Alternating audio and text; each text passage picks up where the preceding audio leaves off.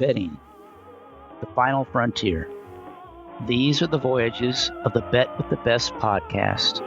Its mission is to explore better ways to bet on races, to seek out new, successful players, and to boldly go where no podcast has gone before. The Bet with the Best podcast is sponsored by Amwager, an ADW built by horse players for horse players. Speed, power, and ease of use are at the core of Amwager, designed to give players the information and tools they need to quickly make anything from a simple win bet to a complex, structured superfecta or pick five wager. When you combine that with data and pool updates that are up to 60 times faster than the competition, Amwager is the clear winner in wagering on races online. Those are just a few of the many special features that Amwager has to offer, along with live video and race replays, free, integrated form-to-win past performance information, conditional wagering, and true odds, which are a prediction of off odds based on all available pool data. That and much more. Amwager is licensed and operated in the U.S., and best of all, they will actually pay you to play. If you sign up now and deposit and bet $150, you will earn a $150 lump sum bonus. So there is no reason not to give Amwager a try. If you want to bet with the best, then you need the best tools to wager with. You need Amwager. Welcome to episode 24 of the Bet with the Best podcast. Joining us this week is a longtime successful horse player and NHC Hall of Fame member, Paul Sherman. Welcome to the show, Paul. How is it going? Thank you, Chris. It's going fine. It's finally have a little good weather here in New York. I'm starting to look forward to the NHC coming up in a couple of weeks. I'm going to do some horse tournaments today, watch a little basketball, and that's basically my usual Sunday. But I'm looking forward to the NHC. So you're living the dream. That's good. I like that. Yeah. Yeah, and we are going to spend some time talking about contest play. A lot of this conversation I'd like to spend on that topic, and also the mythical win place contests like the National Horse Players Championship (NHC), as well as live bankroll contests, because you've been successful for quite a long time in those, and the NHC is coming up. So I thought those people who are interested in contests could get a lot out of this podcast. But before we do that, I want to talk more in general about your experience as a horse player and kind of how you got into the game. And I think you've listened to the podcast before, so you know I start things off with what I call the horse player origin story, where I ask you to tell the listeners, how you got involved in this crazy game of, being a horse player, and how that kind of led to where you are today. So if you would, please share with us your horse player origin story. Okay, well, I go back a long way. So let's go back to the 1970s. How about that? And wait, I've got to interject just for a second, because I thought it was so funny when you sent me an email that was an AOL email. I mean, so I know you're an older guy like me if you still have an AOL account, because most of the listeners probably have no idea what AOL is, but that was like the very first way to get an email on the internet when it first came out. I think maybe there were others, but the most popular and the one I'm aware of was the AOL account. So you've had that for a while. When I first got the account, I was with my father and my brother Bill, and they set me up on the internet, and I picked a horrible name for my username. It's Herlman, Herlman, which is a combination of my wife's maiden name, Hurling, and Sherman. And I just thought, good combination. So Hurlman, and my good friend Mitch Schumann said, what, was Vomit Guy already taken? You have to take Hurlman? It's a terrible name. But my father said, now you're connected to the world. And my brother said, and the world is connected to you. And it couldn't be more true. But that was back in 2000. But back in the 70s, my brother, who is 4 years younger than I am, used to, when he was in high school, there was a bus from where I lived to Roosevelt Raceway. So he and his friends, when he was 15 or 14, used to take the bus to Roosevelt Raceway, which, for those who don't know, it's a harness track. It's long gone now. There's huge shopping malls there, but once in a while I would go with him to the harness track. And my brother actually took me to, when I graduated college in '76. My brother was just finishing up high school, and we both went to Belmont, and he basically took me to Belmont, and we went with probably $20 in our pockets to get us into the track, to get us a hot dog, and $2 a race. And we hit the first daily double, and that was it. Now, with regard to my tournament play, back in 2000, I was home watching the OTB channel, and there was an ad on the channel for a tournament at Belmont. So my wife was sitting with me, do you mind if I go? It's 2 days. It'd be fun. She goes, sure, go. Little did she know, I went there. At that time, the Belmont tournament was held in a tent in the backyard. And I walked under this tent, and oh my God, I saw people, 200 people handicapping. Some even had laptops with them. And it was great. And I loved it.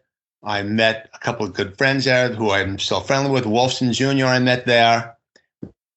After that, and have been competing in the NHC for years and tournaments for years together through that. And I called my brother after the tournament, and I said, Bill, I found what we're doing in our retirement. This is going to be it. And he's just retired, and I'm still not retired, but we've been doing this ever since. So since 2000, 2001, we've been doing tournaments. So you were playing regularly before you got involved in tournaments, but tournaments sort of took it to a new level. Is that what you're saying? Tournaments changed not how I played, but my focus. My brother and I have been going to Saratoga every year since, I would say, 1978, 79. So we used to go for the same week. We started out going during Alabama week, but the racing prior to the Alabama that week was bad, was not great. So we decided, we'll go to Travers week. So we went to Travers week for a while, but that got too hectic. I used to go get online for Travers Day. This is before they were selling seats to you, selling seats in the Four-Star Dave or picnic tables, or they had other areas. So I'd get online at 3 a.m., stand online, and then once the gates open at 7 o'clock, make the mad dash to try to get a picnic table. And there, of course, at 3 a.m., there are still 200 college kids in front of you waiting to get in. And by 7:05, the tables were gone. And one of the years, I was dashing in and fell. And I said, what the hell am I doing? I'm not doing this anymore. So now, of course, I can get tickets ahead of time, buy stuff ahead of time. But back then, so we sort of changed our weeks up. We don't go to the big weekends at Saratoga, but we do go usually 1 week a year, 1 weekend a year to Saratoga. But starting with the tournaments, the focus changed from regular betting to playing in tournaments.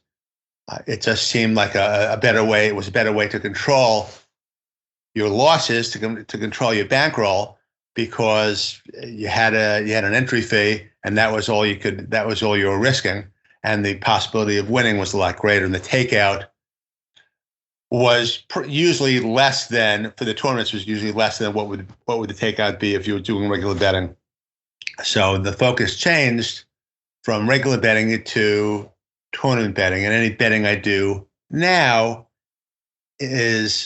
comes off what I'm handicapping in tournaments.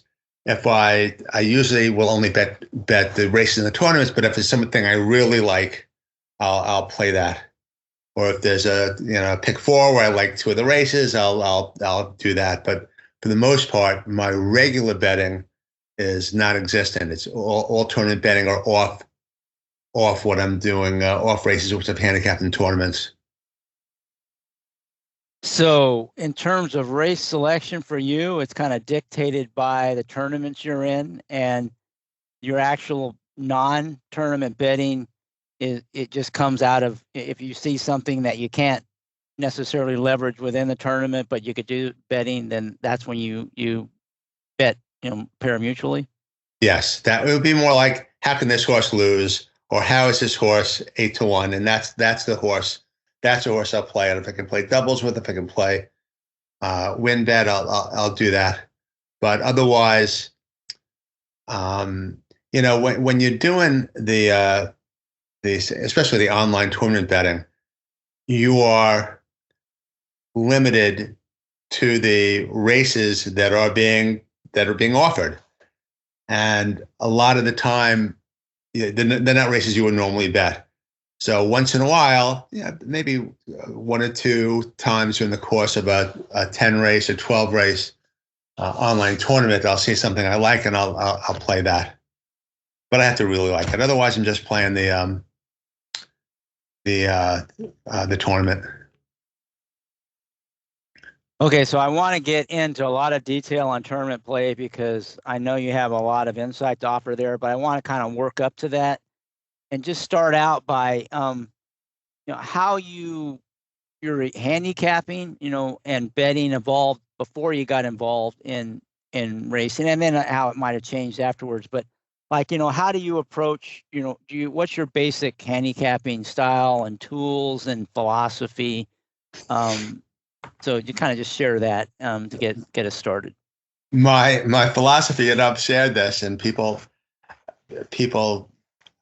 don't really understand it, or don't handicap the same way I do. Very, very simple. I look for the fastest horse in a race, and I look for how the race sets up, what horses could be coming up to a good race, what horses are improving, and if the race sets up in a way that if I can envision a race shaping up in a certain way, and the horses coming up to, and the horses that I like are coming up to a good race, then that would be a play. I use HTR. I use two things. I use HTR and I use thoragraphs. The HTR is the first thing I look at.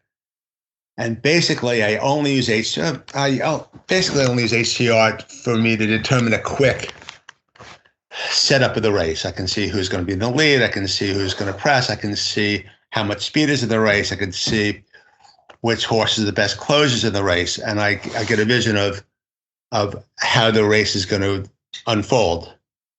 Then I go to the thoragraphs and see the fastest numbers, if there are what horses are coming up to a good race, who I think are improving, and I have certain angles there. And if they match up, if the setup of the race matches up with a horse I like on the sheets, then that's a play. And again, in a online tournament, 10 or 12 races, there are there are races that all look the same. You can't all the horses look the same. So on the online tournaments, there's not as much of a likelihood of me finding horses that meet both criteria that would be plays. So then I have to go down a little further. Then I got to go down my list of priorities. Maybe class or maybe trainer stats, something like that. But basically, I like to look at the setup of the race and the sheets looking for the fastest horse or horses coming up to a good race. The reason I've had pretty good success in the NHC tournaments is because of the large number of races. Every day there are 90 races. So 90 races over 2 days, 180 races, 220 races. So there's more of a chance of you finding, you have a lot of options, more of a chance of you finding criteria that match what I'm looking for. And so instead of having a race, having to pick a race where all the horses look the same to me, I can throw that race out. And I can come back to it later if I don't have enough plays. But if everything looks the same, I've got no distinct reason for playing that race, I can toss it. And out of 90 races a day, I should be able to find 10 or 12 that fit all my criteria. Okay, so I want to go back and cover some of the things that you touched on in a little bit more detail. So just to summarize and tell me if I got this right, there's sort of two primary factors you look at. One is sort of the race shape or how it's going to set up, and you use a tool called HGR to help you with that. And the other is looking for who's the fastest horse and maybe the horse that's improving or likely to run well. Use Thorograph for that. That's a tool that helps you with that. And then you're looking for a horse that looks good through both lenses. And I'm assuming if you're getting the price that you think is good, those are the kind of horses you would bet on and the kind of horses you would like to play in a contest if you have that option. And if you run into races where you have to play in a contest and you don't find a horse like that, then you start looking at secondary, what you consider to be secondary factors like class and trainer and stuff like that. Does that kind of sum it up, right? That sums it up. And interesting that, and this works for me. I have nothing against how anyone else handicaps. My friends all handicap differently. I got a reading friend and I got a look at the race replay friend, and I got people who live by the workout reports. I haven't looked at a daily racing form in 15 years. I don't know buyer figures. I don't look at workouts because I have trouble differentiating between what a difference between a B and a B minus workout is. And I don't look at race replays because, at least for me, I tend to see what I want to see. And there was one tournament in particular where I was with a group of friends, and four of my friends who are excellent handicappers were looking at a race, and they all had disagreements about what happened in the race. So you say, you know what? Let me just go with what works for me, and that's what works. And my success in the NHC, I attribute it twofold. One to me simplifying it, because it's tough to look at 800 horses during the course of a tournament unless you can really toss things out quickly, and the fact that I can do it quickly. I can quickly look at a race setup. I can quickly look at the sheets and see what works, and I can quickly throw out races. So that's where the NHC, and I had good success in the Horseplayer World Series too. For the same reason, I had all these options to play from, so I could pick and choose what I wanted to instead of being told what races I have to play. So you've kind of developed a system that lets you cut through what can be a really intimidating, like you said, 200 and something races over 3 Right. days. Right. Without overwhelming yourself, you can zero in on horses you think are the kind of horses you want to play, and you've had some success doing that. So you kind of have the confidence to keep doing that year after year. Right. And it's still overwhelming. It's still overwhelming. But it's worked for me. Every time I try to add something, it sort of backfires. It doesn't work. So pretty much this is how I've been doing it for the last 12 years. I think I've cast and I've qualified. I think there's 21 times. There's 22 in the NHC. I've cast 8 times, but 7 of those times have been since like 2010. So, and that's when I started using HDR, which is interesting. So that's when I sort of simplified it, and that's given me the most success. And HDR is a great tool. It's very complex. There are a lot of ways you can use it, but I use it for the very simple reason of looking at a few pages of data and seeing how the race sets up. People use it in much more complicated ways, but I just use it for that purpose, and it's worked for me. And it's a tool that's pretty popular among contest players. I do know quite a few that use it, and like you said, it has all kinds of information that it provides.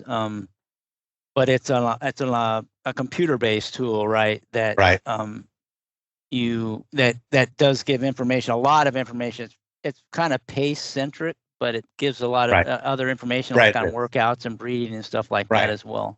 It's funny that I had back in, I think, probably 2008, and at that point in time, I had cast one small cast, after 6 or 7 qualifications, and we were at, I believe it was a Red Rock, and there was a cap horse that came in, and the word around the room was, the HCR people all had it. And it was at that point I said, I got to start to, instead of fighting, we got to join them. And since that time, I've developed the way I use the HTR. But since then, I've had a lot of success. Yeah, and what way I would characterize it is, you've got this big landscape of races and horses in the races, and somehow you've got to find your way to the horses that you want to play. I'm thinking of the NHC, but this is true about a day at the races. You got you got cards running all over the place, horses in those races, and as a horse player, you're trying to find that needle in a haystack, those horses where you think you have an edge or you find value. And today it's probably harder to do that than it was 20 years ago. There's fewer needles in those haystacks, and the way you figured out how to do it, and I think this is what everyone needs to do. It may be different lenses, but you need to sort of triangulate. You got to triangulate, and you can't do that with one vector, right? One vector just gives you a line across that landscape. You need at least one other vector, so you have some sort of intersection, and that's where you go. That intersection of those two views of things. In your case, the race shape, kind of pace. I'll call it pace, but pace, race shape, setup kind of thing, and then speed and form. And actually, you kind of have 3, I'd say. You've got how the race is going to set up, how fast the horses are, and which horses are likely to run their best race, or maybe even the best race ever in their life. So you kind of have 3 lines that you're triangulating with, and where those intersect. They don't, a lot of races and horses, there's no intersection, but sometimes there are. And then when that intersection and you find that, that's where you dig deeper, and hopefully you can find a horse that you want to play. Does that seem fair? Right. Yes, it's fair. And sometimes it just like pops out at you like, wow. Sometimes it's just, wow, this is a play. And everybody has their angles too, with regard to what they like. Second off a layoff, turf to dirt. What do you do with a horse coming off a new top? How do you handle that? So within those 2 vectors or 3 vectors, there are things that some of it's gut too. Some of it's, I see, you see things that only you see, and it just hits you, and maybe through experience. But that's you gave a perfect description of how I handicap. And I think most successful players do the same thing. They might not have the same vectors, right, and they might not have the same tools that they use to point those vectors in the right direction, but they're all doing something similar. And there's usually one or two or three major things that they look at. And then, like you said, sometimes there's other things that come into play that they can use, and that, like you said, favorite angles. Right. And the other part you talked about, like sometimes the horse just jumps out at you. Right. That kind of intuition, right. If you've been playing for a long time, you get that, but that you're not born with that intuition. It develops through experience, I think. Over 40 years, right? 30, 50 years, so a long time. So, so if you find a horse that you like, first let's talk about betting. What would you like it now? Are you going to bet it regardless of the price? Do you somehow come up with what you think is a good price and this horse's value, or how do you make that decision? That's an excellent question. It depends on the tournament. It depends on where you are in the tournament. Depends on where you stand in the tournament. So all those factors come into play. With regard to something like the NHC, initially, for as long as I can go, I play who I like. I don't care about the price. If I think a horse is got a good shot of winning, I don't care if it's 3-1, 4-1, 7-2, 20-1. I play that, and I do that until I'm forced to do otherwise, until I'm so far behind, until I'm so far behind that I'm forced to play horses that I don't really like. My people say, well, how can you play that horse is 3-1? How about this horse is 8-1? I said, well, I don't like that horse. Why would I play a horse that I don't like as opposed to a horse that I do like? And with 600 entries in the NHC, you're pretty much, first of all, you're pretty much at any point 2 horses away from being in the money. So there's really no reason to panic. You just, in the NHC, I just want to collect and see where I am, and then later on, if I see what I need later on, if I do need stuff later on. But my thought when I walk into the room is I just want to collect, whether it's 3-1 or 5-1 or 20-1. Some people just play 20-1. Some people don't pay anything under 8-1. But how many people, when the cut line is when you know the cut line, how many people are within $10 of the cut line? 50 maybe in these tournaments, 50. So the 4-1 that you loved that you didn't play, although you loved it, would have put you in the money. So my philosophy is play who you like until you're forced not to. One of my favorite stories is a few years ago in the Horseplayer World Series. I was sitting around 30th place. There were probably 800 entries in that tournament. And we're coming down to the end, about 5 races left. And I loved the horse. It was morning line 3-1. And it opened up at like 2-1. And I told Bill, I said, I got to play this horse. I can't lose. And he said, you can't play the horse. It's not enough money. It's not going to do you any good. I said, I have to play it. I love it. It'll put me ahead of a lot of people. He said, don't play the horse. Went down 7-5. It went off at 6-5. And he promised me you won't play the horse. I said, I'm not going to play the horse. I played the horse. It wins easily. It moves me ahead of like 20 people, that horse.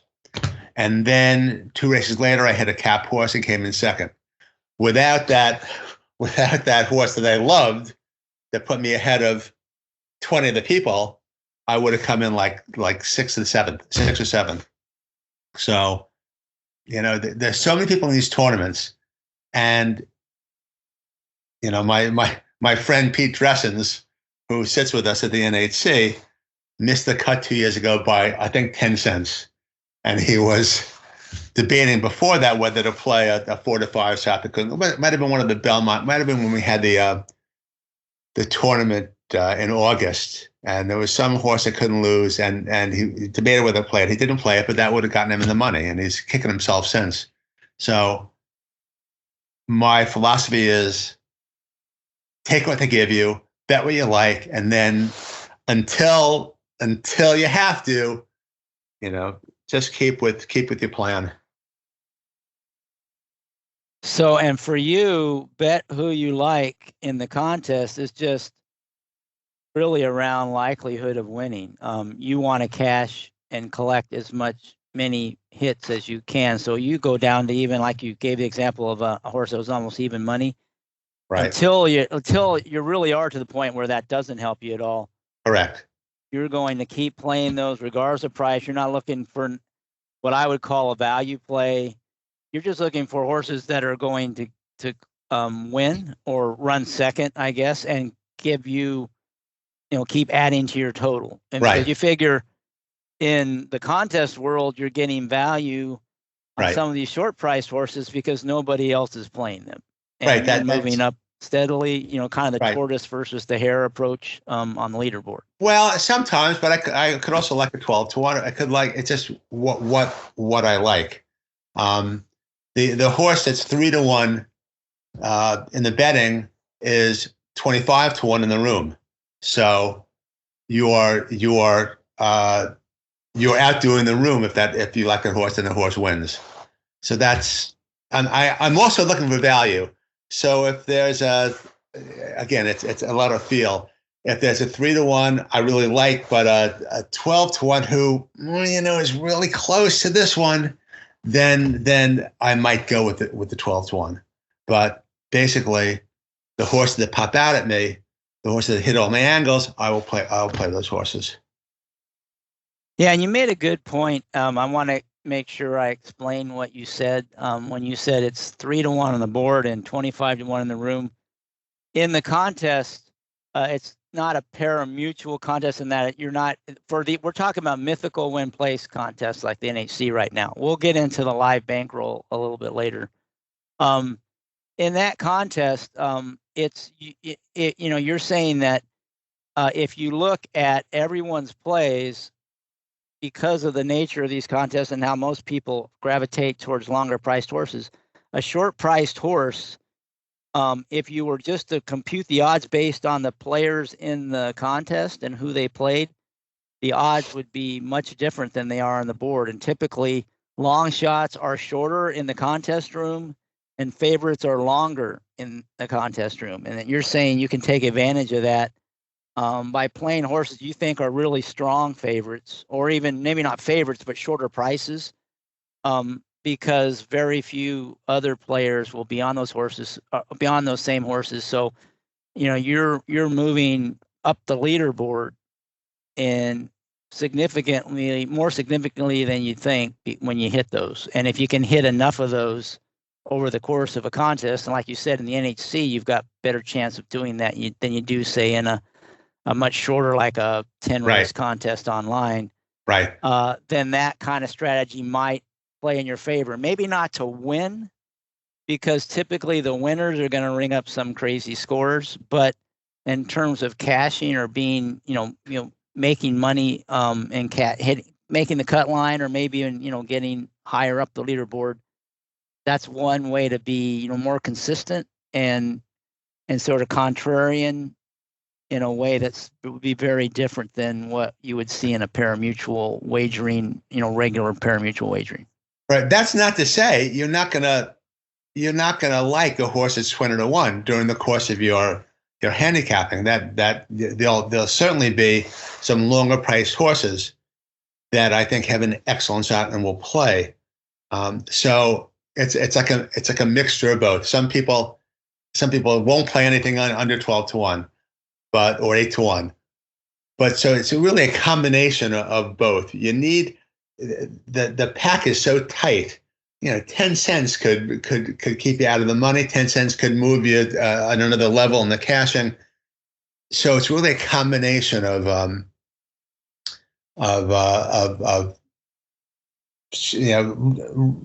short price horses, relatively speaking, and long price horses. Our old friend Ron Rippey, who recently passed away, had what I consider like the perfect tournament when he at the Red Rock a few years back.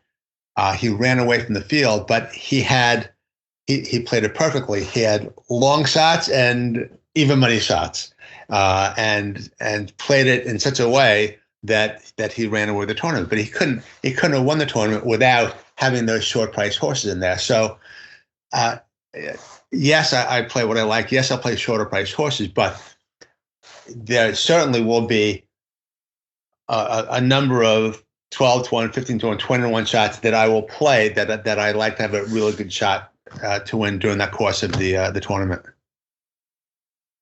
Yeah, and I do think you are different than most players in the NHC, and I've kidded you about it before because I've seen you play those even money shots when there was no way in the world I would have ever played that horse. Right. And they usually win, and like you said, they can be the difference between cashing and not cashing. And you mentioned how tight the leaderboard is. It typically is very tight, near the cut line, or actually anywhere. The whole, except for near the top. Usually there's separation at the top because, some people are going to get hot. Out of 600 people, there's going to be a few people that are sort of distancing themselves from the field. So, to win the contest, that high variance approach where people are trying, just for long shots, might give you a better chance to win a contest like that.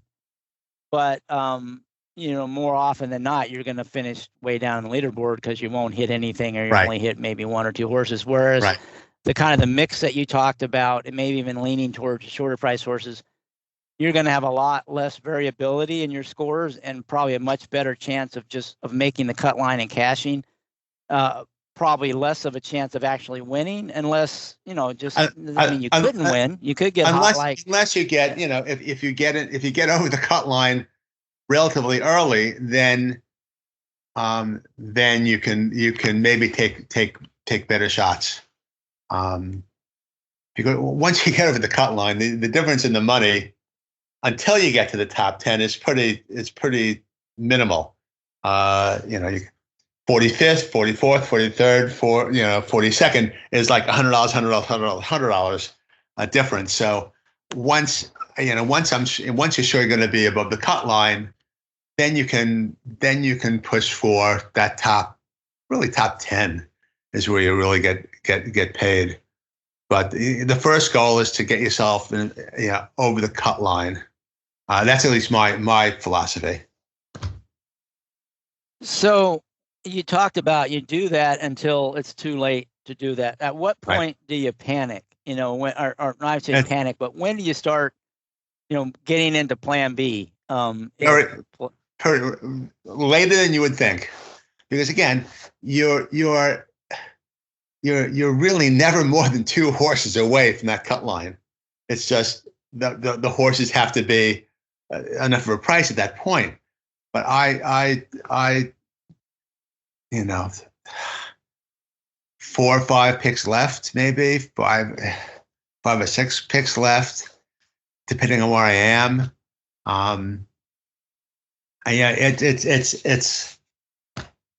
It's later than people would think. You really have, just collect. 4-1 shot gets me back, $15. That moves me up a lot. Depending on where I am. If I got 0 and 0, then I'm sending it in on big prices. But if I'm at 100, 110, 120, I'm still pretty much staying with the plan. Again, why would you play horses you don't like against horses you like, unless I've no shot at that point? It's sort of a feel thing, but I don't start stretching until Well, 2 hours left, 3 hours left in the tournament in that second day. Do you save a pick for like the last race of the contest? Are you thinking Yes. ahead? Well, in these Yes. last 4 or 5 picks, Yes. Always. So Always. like how do you plan out those last few picks ahead of time? So you don't know where you're going to be heading into those, it's the day before or whatever. Well, something I've talked about before is I handicap backwards. I handicap from back to front. I handicap the last races in the contest first, and then work my way back to the beginning of the contest. And the reason you do that is because invariably, no matter when you start, no matter how much work you put in, you're a little suspect at the end, and you're rushing at the end. You might not have either gotten to those late races or put as much time as you wanted in those late races.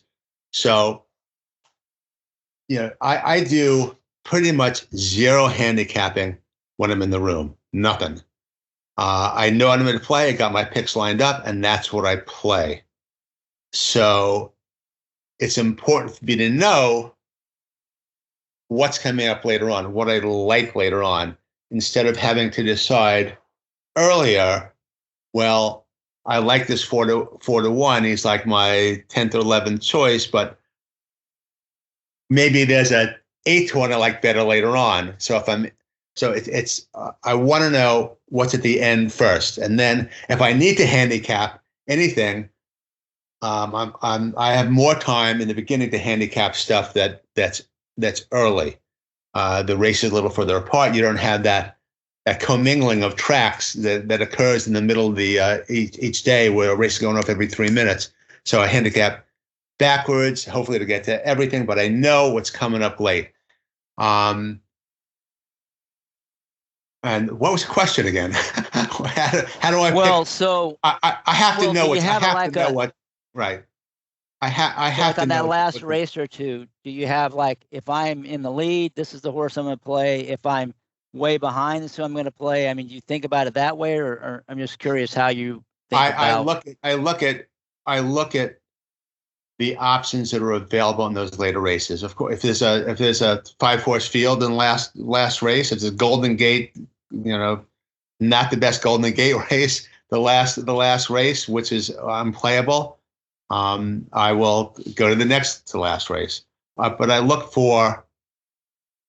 I want to have options. I want to have options to go big if I have to go big for the last races. So hopefully a late Santa Anita race will have a big fields. And that's if I need a big field. So I will keep 1 or 2 picks to the end. But again, I won't save a pick for a 5-horse or 6-horse Golden Gate field with nothing over 4-1 or 5-1. But if there's a late Santa Anita race, or maybe I guess Oaklawn or whatever comes late, I'll make sure I have options. And then I have time to pick out what I need at that point if I need it. But I want to have options at the end if I need them. That makes sense? Yeah. So you have an option, like what I call a plan A, plan B. So, I mean, right. Plan A is, you've been doing great, you're on the lead. Who am I going to go with? Or right. Versus, plan B is, well, I'm in striking range, but I need a price. And then plan C would be, I'm praying that right. I hit a bombs ball. away. Right. Yeah. Right. And so you've kind of thought about those scenarios on those last few races, right. and kind of sort of have options for each, is what you're saying. But I know it's coming up. You always should know what's at the end. It's easy to handicap early easy to handicap on the fly early when you know what's coming up later on. But if you have no idea what those last 5 Santa Anita races look like, how can you determine whether or not that early Aqueduct or Gulfstream race is a good enough value or better value than what's coming up late? I do no handicapping in the room until maybe the very end if I need something, and then I'm picking between what I need. But I know there are options later on. Yeah, it makes sense for all the reasons you said, but also you probably have a little clearer thinking by yourself than you do in that packed room with people screaming and yelling, Right. and Right. you know, so it makes sense if you can, and the way your methodology where you can do things fairly quickly kind of Yeah. enables you to get that all done in advance of heading down to the room. Okay, so By I the want way, to talk about. Oh, go I ahead. never come down to the room, by the way, until I'm ready to make a play. So you'll never see me. You usually won't see me until many times the first mandatory. I did come down a couple of years ago. I came down for the first race, but I loved the first race and I won. But that's the only time ever that I ever came down for the first race. Usually, unless I love something early, I'm in my room handicapping. But for me, if I haven't finished handicapping, because that room is a distraction. That room is a hubbub, and I know a good number of people there. I'm talking to everybody, so I stay as long as I can in the room. Yeah, you mentioned mandatory races. That was going to be my next question, so it's a good lead in. So, do you treat the mandatory races differently from the optional? Because they're just for people not familiar with the NHC format. You typically have a certain number of races that everybody in the room has to play. They're the mandatory races. And there's used to be 8 a day. This, for the first time this year, it will be 6 mandatory races on Friday and 8 on Saturday, and then it's all optional on the Sunday morning. So there's 14 races. Used to be 16 races that everyone in the room's playing. So is that dynamic? First of all, you have to play the race, right? So it's a good chance it won't be anything you like, that your vectors lead you to. So how do you deal with those mandatory races, and because they are somewhat different than the optional? Well, your point that there's probably nothing I like is borne out by the fact that they're trying to pick races like that. They're trying to pick races that look pretty even. They're not picking races that you're going to have a 2 to 5 shot. They're picking usually relatively large fields and usually close together horses. Basically the same. I play who I like. It's probably easier in a race like that to go with a longer price horse if, because of the way they select the races, the horses are pretty similar or all look pretty much alike. So it's easier there to pick out, to try to find some sort of edge for one horse at some sort of price. So in that kind of race, I would be more against taking a 3-to-1, 5-to-2, 3-to-1, unless I loved it. But if they all look the same to me, I would probably go with a longer price horse. Let me give you another example. A couple of years ago, 4, 5, 6 years ago, the first mandatory race, a cap horse came in, and of course, a quarter of the room had it because it's a cap horse in a mandatory race, and everyone else panicked. But that's not a reason to panic. It's a long tournament, and most likely those people who play the cap horse are going to be playing all cap horses. And the people panicked. They started playing horses that probably were longer than they wanted to play. I ended up finishing, I think, 6th that year, but it's a long tournament, and just keep playing. Keep playing who you like. But it's even if you miss an early cap horse or a big horse, it's a long tournament. There's plenty of time. Yeah, and I will say one thing, that the mandatory versus optional on the cap horses. If you hit a cap horse in an optional race, it's really good because not everybody in the room is playing that race, and not everybody playing that race will be on the cap horse. So that usually is a big separator for you. If you can hit a big price in an optional race, it's probably more valuable for sure than hitting a big price in a mandatory race, because any big price in mandatory race is going to have a whole lot of people on it. Right. By definition, most people are only playing price horses, or when I say a price horse, probably 8 or 10 to 1 or higher. And there's only so many of them in the race. So out of 600 people, you're going to have 100 people on or more, Right. probably on any horse.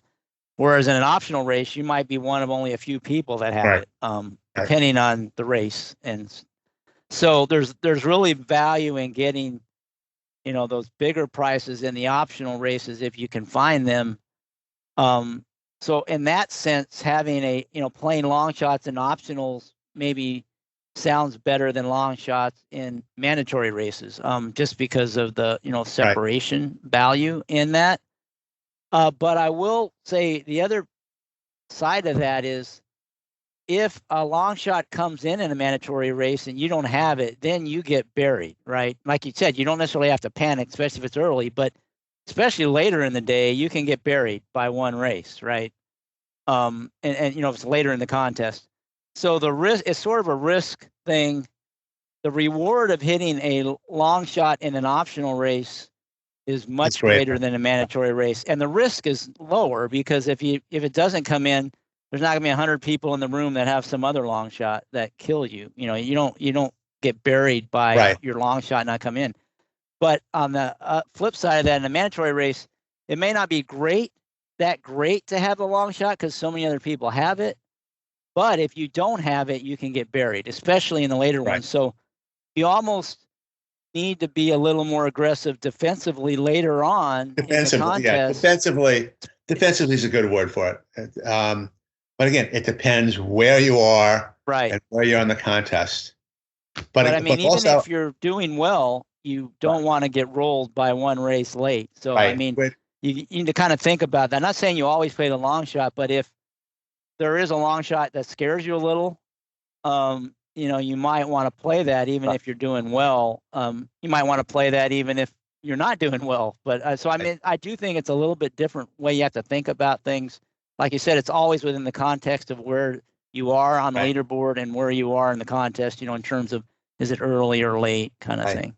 But again, like we said earlier, especially later in the contest and where you are in the contest, that 3-to-1 shot that you play and hit is 30-to-1 in the room.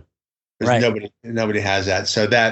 So there's a lot to weigh. It's a lot of feel. It's where you are. It's how much you like the horse. It's a lot of things. But we all know from whoever plays online tournaments that it's easy to get rolled in the last race if the 25-to-1 shot comes in, and then you go from second place to out of the money. So that's just part of the game. It's a chance you take, and you decide how you want to play it, or play against it, or protect yourself from it. Yeah, and there's not necessarily a right or a wrong, and one good result or bad result doesn't prove your method is the right way to do it. There's a lot of luck involved, especially near the end. You just have to accept that. I will say one of the more frustrating things is, and I'll use your example. Say you have a horse you really like, and it turns out this is one that's going to be a price, and it's near the end of the second day, and the horse wins, and it wins at 20-to-1, but it was a mandatory race. A whole bunch of other people who did not like it, would not have played this horse if it hadn't been a mandatory race, and they weren't way down the leaderboard. That's the frustrating part, because you feel like you deserved that and they didn't. But in the way that in the contest world, it doesn't really matter. There's a train of thought from a lot of players, some of the better players actually, who want no mandatory races in the tournament just for that reason, because I had this 20-to-1 shot, and now a quarter of the room has it. But on the other hand, the mandatory races are the great equalizer, and really gives everyone a chance of doing well, because they're concentrating. They're more likely to have collections in the mandatory races. So it's sort of an equalizer. Raises the lower level handicappers as opposed to the higher level handicappers. It sort of evens the field a little bit with the mandatory races. Yeah, and I think that one of the main reasons for having mandatory races too is it forces people to get out of their comfort zone. And one of the ways they choose mandatory races, they try to spread it across tracks, different kinds Right. of races, sprints, Right. routes, turf, Right. dirt, maidens, claiming, stakes. So you can't all I do is play first time starters. Well, yeah, I mean, if you could just get away with just playing first time starters only and win a contest, I'm not sure that's the best test of your robust handicapping skills. So Right. part of it was, as a horse player, are you able to navigate the waters for a whole bunch of different types of races and not just a specialist in one kind of race? It Right. forces you out of your comfort zone. Right. There's pros and cons to it, but I do think having some mandatory races does force you to play races you normally wouldn't play or maybe don't Right. even like, but it tests your skills Right. in those areas. And it does definitely raise the energy level of the room when everybody's playing Yes. the same Yes. race, especially if there's some long shots in contention. I mean, that's fun. It's a good time. When that long shot is battling and a lot of people are on it, and maybe there's two long shots, and this could be the difference between a life-changing score or not. That's kind of energy you get in the room is you're getting me excited. Part of the fun. You're getting me. Yeah. It's a good. Okay, so we talked about mandatory races, which is a big part of these contests, and we're focused right now on the mythical win place because it's something I haven't really covered on this show before, and I know a lot of players, like the contests. What about multiple entries? And let's talk about the NHC because you can have two entries. So you're a guy who typically comes into the NHC with two entries. You've usually earned a couple during the year. That's the most you can have. They limit you to two. How do you handle the two entries? What do you do with that second entry? That's a great question because my thinking on it has changed over the past couple of years, especially seeing how many handicappers end up with two entries in the top 10 or top 12 or top 50. Those are people who are playing the two entries the same. So, along with the theory again of playing the horse you like, why you say in the mandatory races playing the horse you like and another horse, a horse you don't like as much. Why aren't you playing the horse you like on both your tickets?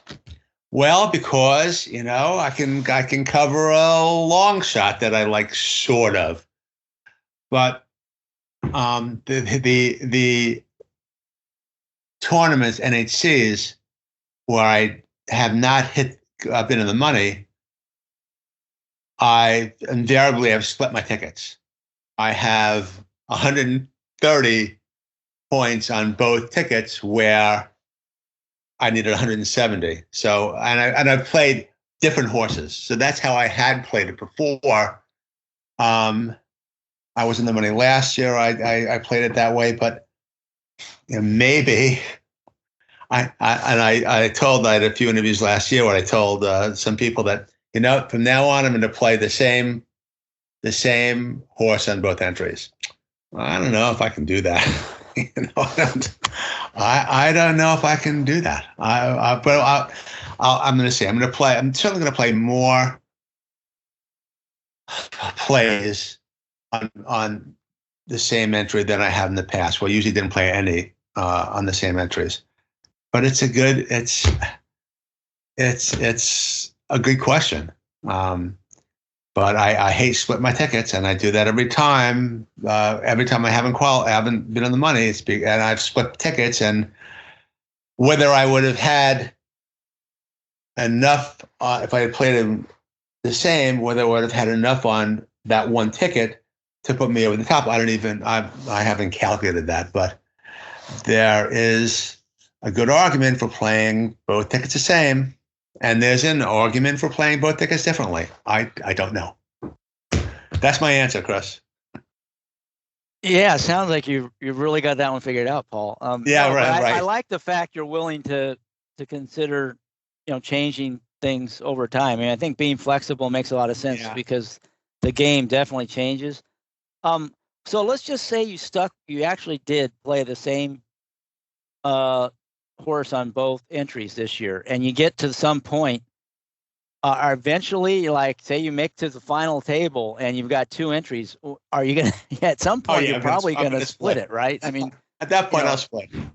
At that point, yeah, I'll split. And even if I had 200s in the money, I would most likely split them to try to get one in the top 10. Next, we got one in the top 10.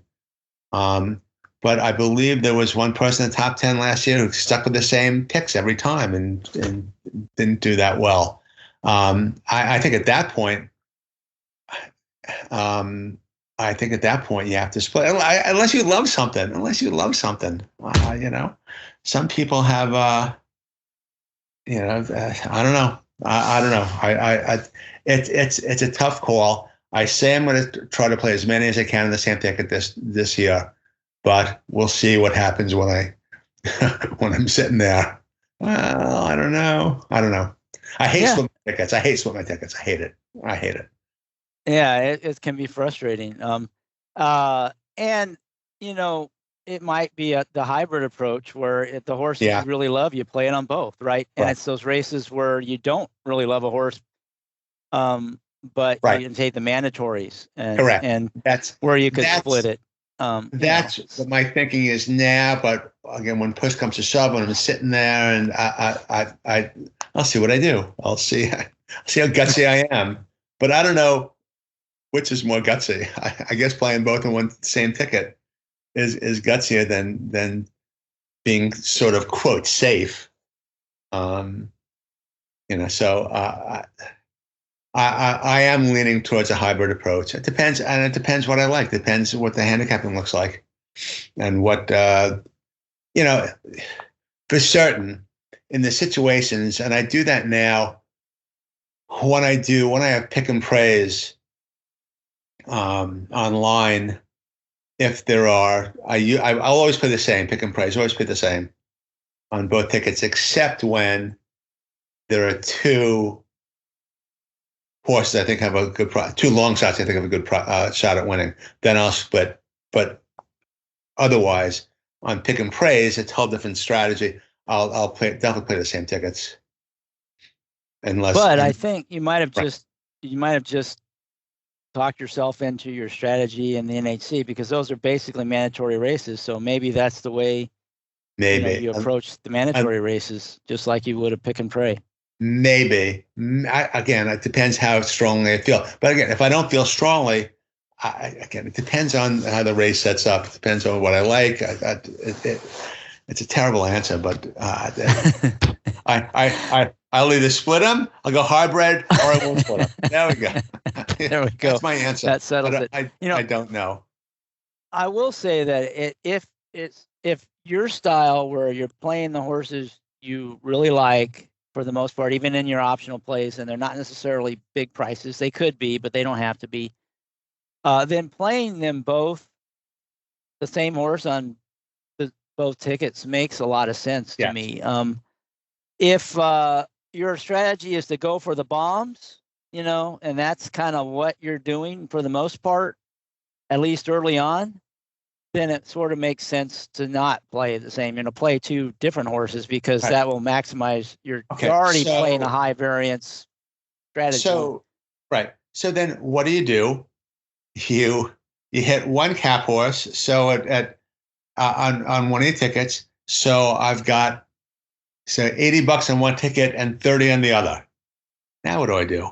That's the question. Now I play the long shots on the.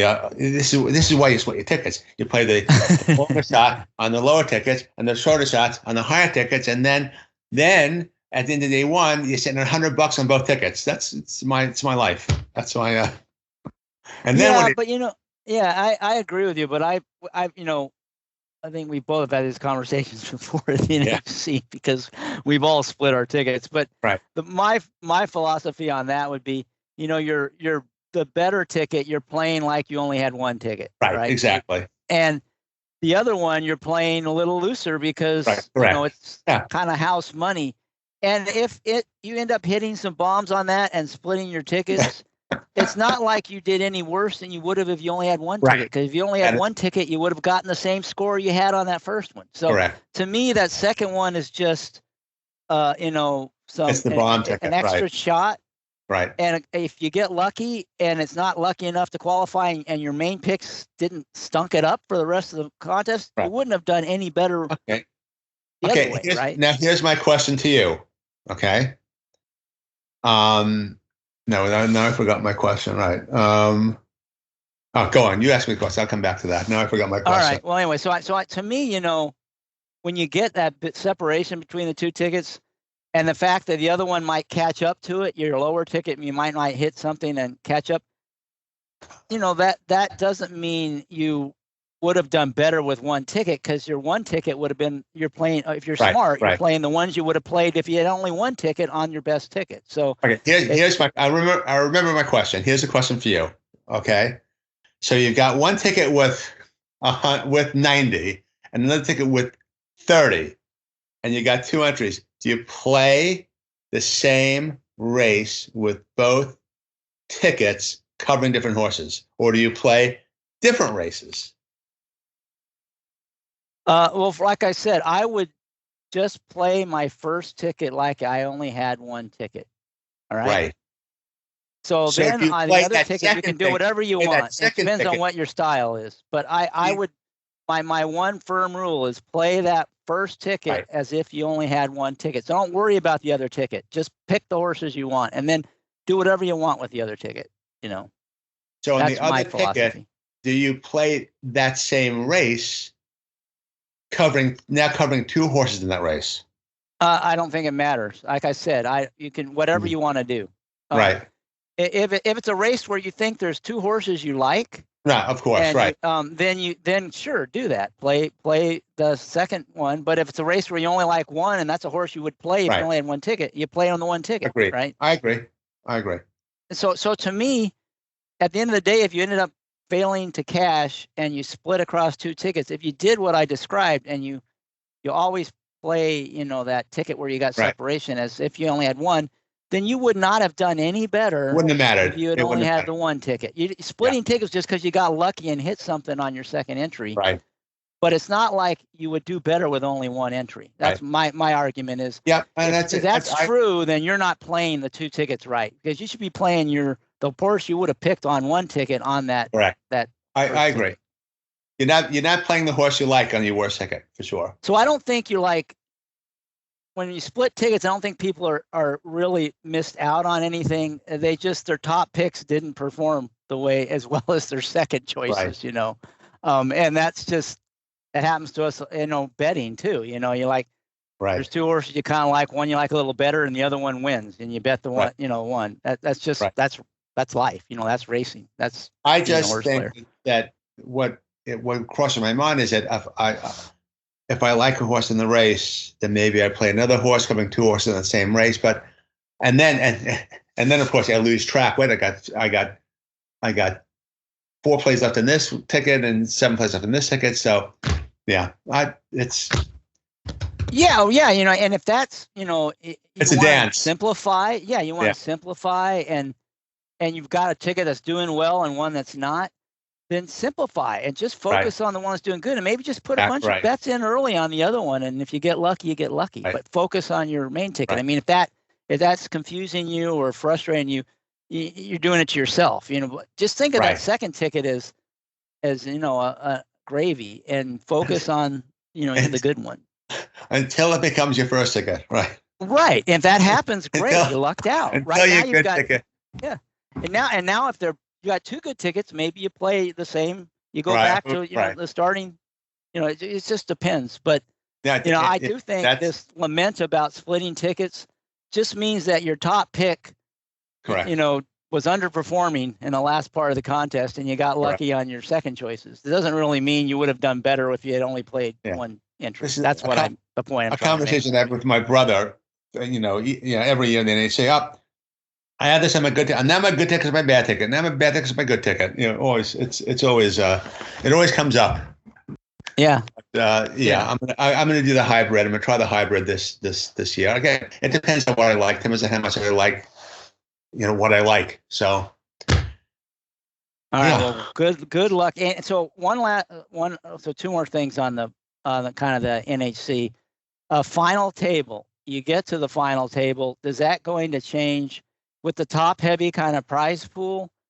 Are you going to really be taking swings to make it to win the thing, or are you going to just try to move your way up or maintain your position? You know, cash out with six figure or 50, 100,000. You know, thing is guaranteed 50,000. I am always looking to win the tournament. That's it. Any tournament. It's I'm never really aware of what the money is. It's just at this point in my career, this point in my life, I'm looking to win the tournament. Always put myself in a position to win the tournament. I'm not looking to move up. I'm not when I won the year I won the tour, I was and if I had won the NHC, I would have won the $1 million prize. I was in third place going into the last race. And the horse I liked wasn't big enough price. It was the year that was it? Did Baychuk won that year? Someone was $20 ahead of me, $30 ahead of me, and the horse I liked was 3-1. And I played the horse played a horse I didn't like. Because I had to, that would have given me the win. And if I played the horse I liked, I would have stayed in third, and it was a big difference. But I have to try for the win. I was standing next to Jim Goodman was standing next to me during that last race, and he looked at me afterwards. He's like, I can't believe it. You could have won $1 million. But Dallas, you were so calm. How can you say so calm? I said, I didn't like my horse. No shot. And it ran up the track. But I'm always trying to win. My brother and I both. Any pick and pray, any online. What's it going to take to win the tournament?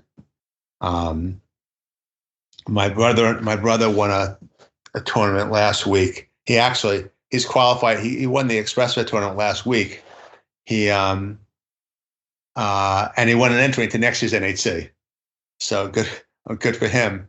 He had $100 left, and he liked one horse. What combination would get him enough to get him in first place? Get him $1,000 past the first place who's in the clubhouse, and he had $100 called exacta, and he hit it, and he won the tournament.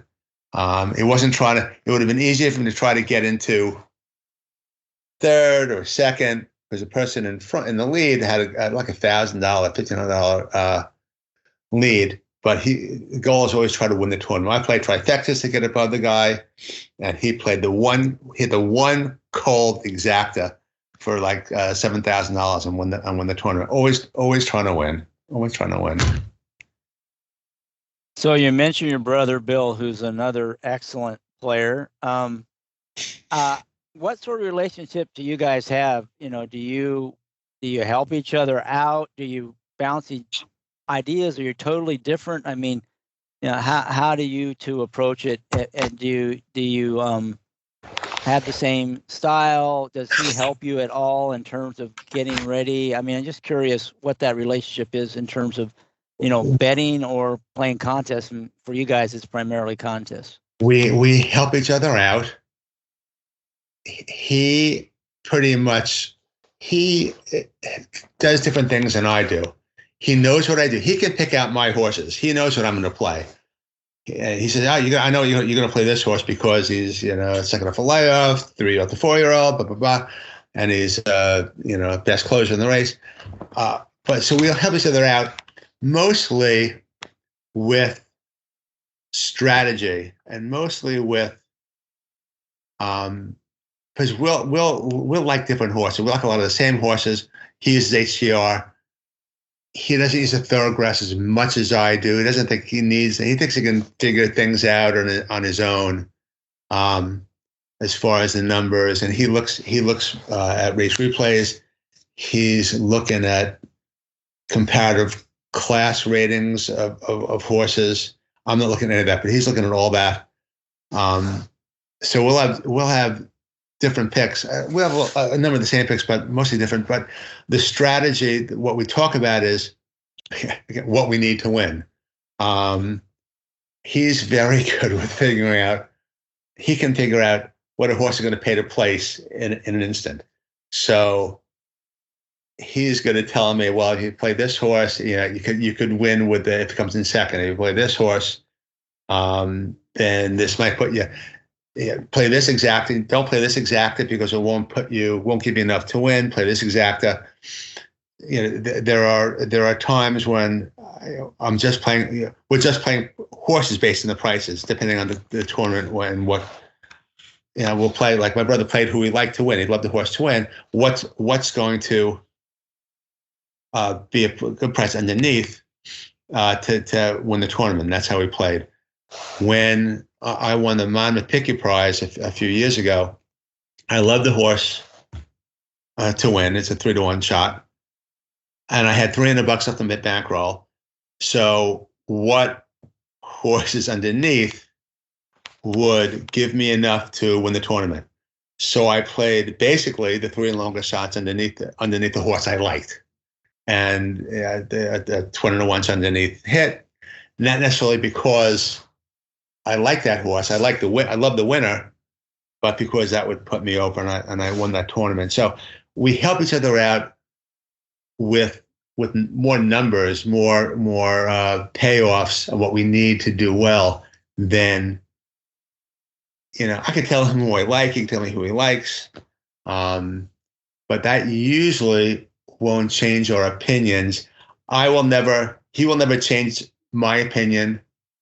I'll never try to change his opinion. It's nice when we like the same thing, but God forbid I change his opinion or something he likes, or he changes my opinion or something I like. That could work for you or against you, by the way. It's worked against us too. I could have talked you into that. We would have won the tournament, but we don't do that. We just whatever the other one likes, we give each other why we like the horse.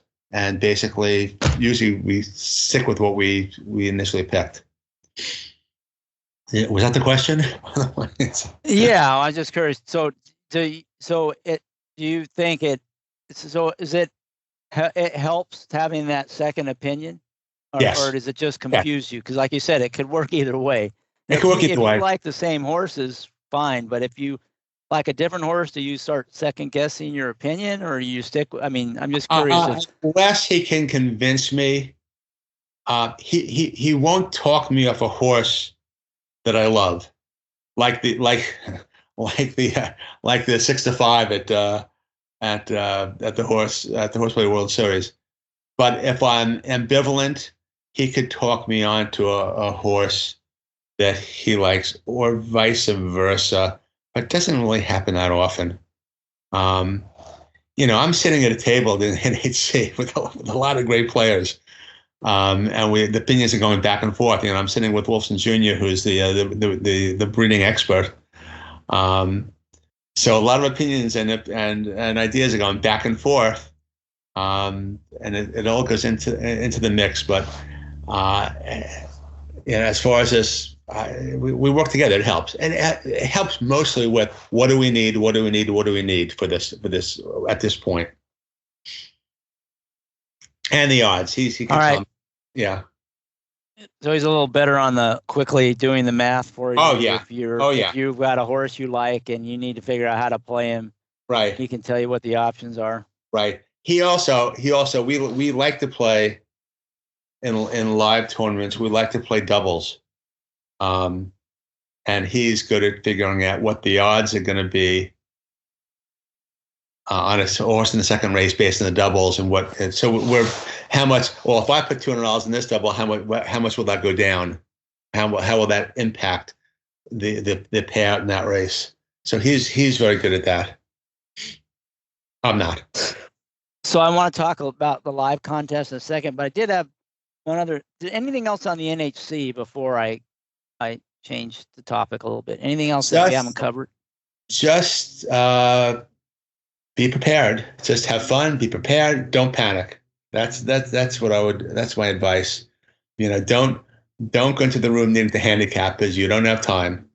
Again, in the middle of that tournament, when the tracks intersect, every 3 minutes there's a race going off. You don't have time to handicap. You must be prepared before you go in and have your picks picked out, and then if you need to modify, during the course of the tournament, you have a better chance of doing that if you know what you like, you know what's coming up. Be prepared, have fun, don't panic. I like that. It's the Hitchhiker's Guide to the Galaxy, Paul Sherman version. We'll give people a white towel with "Don't Panic" on it as they walk into the ballroom at the NHC. Right. Good. All right. So I want to talk just a little bit about online mythical contests because those are going on every day. I know you are involved in those. Many of them are, pick and pray, and by pick and pray means you have to put all your picks in before the start of the first race. Right. And how do you approach those? What's the difference there, if any? From what we talked about on the NHC, and again, do you play multiple entries in any of those? And if so, how do you do the multiple entries? I play multiple entries in the pick and praise, and I play the same horse, the same plays on all the entries, except in the situation where I said before, where there are two bombs in a race, which I can't differentiate. That's the one time I'll split. Otherwise, I play the same picks on every entry. If you play different picks, I see people doing that. It's like ruining your ROI. It's like playing 4 different horses to win in a race, and you paid 5 to 1, but you didn't get 5 to 1 because you bet four different horses. If I'm going to hit something, I'm going to hit all of them. The other day I played one of the feeders for some of the tournaments, the Keeneland, the money tournament. I'm not even sure what for, and I played all the same. I won all 4. So of course I did. When that happens to you, it's usually a bad omen for the rest of your day. When you hit all the races. But I play them all. If I qualify, it's a windfall. If I don't, then what I usually do is I pick out one I want to play and play that. But so you're saying you play multiple contests, same picks as the same as 2 entries in the same contest. You're playing Correct. Like 1 entry in multiple contests. Correct. And you're either going to live and die. Yeah, right. With the horse, with the horses I like, right. Right. What about do you play any of the live contests? And does that change the way you play? Yeah. Still mythical, but it's live now, so you don't have to put all your picks in advance, just to let listeners know who aren't familiar. So you can play it race by race.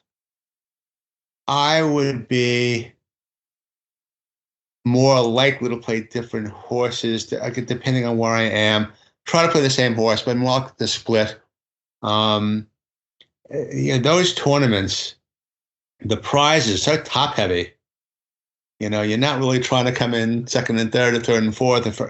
They're just so top heavy. A lot of the tournaments, there's one prize. It's one Keeneland grade 1 gamble entry can win you. There are 2, horse tourneys, championship tournaments. So there, I'm not trying to, get two into the top 10. I'm trying to, again, win that tournament because there's only one or maybe two prizes.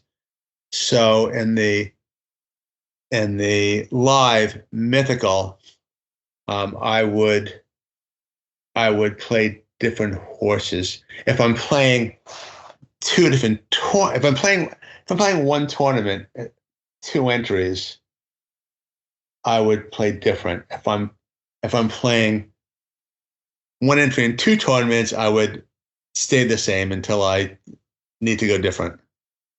If that makes sense. Also, it's very possible that based on the tournament you're in, the numbers are higher or lower for one of the tournaments, so that could affect how you play that tournament. So, I won an entry into the horse tennis tournament coming up in a few weeks, and I was also playing in the money tournament, and I won the Players Championship entry, but would have come in 12th. I came in like 12th in the money tournament. So that's also an aspect. If you're playing two different tournaments, depending on how many people in the tournament, your goals could be different. Your needs could be different. So you wouldn't play a horse you need in the live money tournament when I'm in 25th place. Then if I'm in the Horseplayers Championship tournament, I'm in 5th place. Different. So does that make sense? So it sounds like for the live contest, there's a lot more in-game strategy Correct. you can employ. Where the pick and pray, you just you can't do anything once the contest starts. But in the live contest, it's so context dependent on where you are in the leaderboard, right? And also, I have changed my thinking with regard to the online tournaments. I used to just play the money tournaments, thinking that I come in top 5, top 6, I could win, but I still collect, and if I collect $2,000, I've won as much as I've won the entry fee to the horse tourneys tournament, whatever. But my thinking has changed, and I've had a lot of success by not really playing the live money tournaments anymore. Instead, I'm playing the tournaments with entry fees that give you entry fees until like the Grade 1 Gamble, $3,500 entry fee, or the Pegasus $600 entry fee, because there are less people playing, and if I miss the 20-to-1 shot, there's a good chance that no one else in the tournament had it. Whereas in the money tournament with 120 people, 20 people will have that horse. So I've had a lot of success. My philosophy used to be I'm not going to play in any tournament that doesn't offer more than 2 prizes. But now, it's easier for me to beat 19 people in a tournament than to come in top 5% in a tournament with 120 people.